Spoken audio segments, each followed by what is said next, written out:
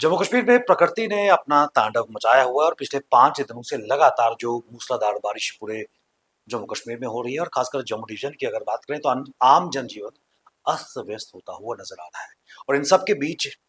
लगभग 5 दिनों में 32 लोगों की मौत सबसे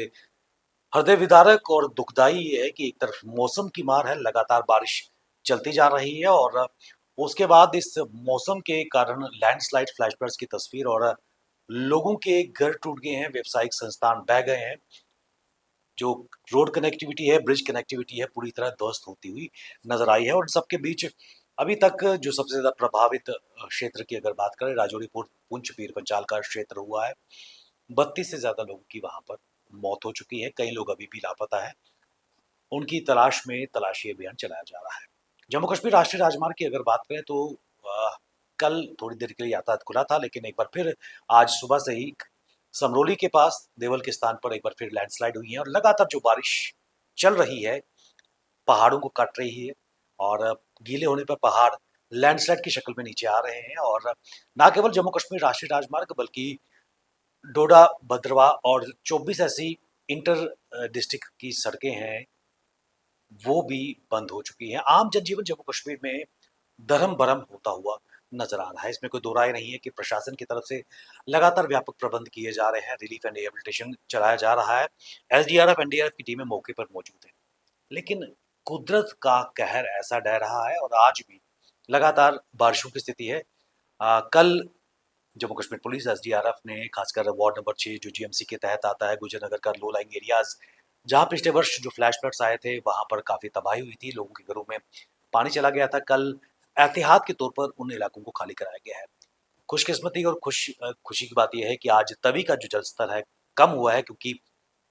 उधमपुर में जो कल वर्षा हो रही थी उसमें उसकी गति में कमी आई है और उस कारण पीछे से पानी की मात्रा कम पहुंची है। लेकिन कश्मीर की अगर बात करें, कल देर रात जीरो ब्रिज और उसके आसपास के एरियाओं को खाली करवाया गया था, क्योंकि झेलम, खासकर राम मुंशी बाग की अगर बात करें, डेंजर लेवल के पास पहुंचती हुई नजर आई थी और एहतियातन प्रशासन ने लो लाइंग एरियाज को खाली कराया था। और उसके साथ साथ संगम की अगर बात करें, लिद्दर की अगर बात करें, झेलम की अगर बात करें, लगातार बारिशों के कारण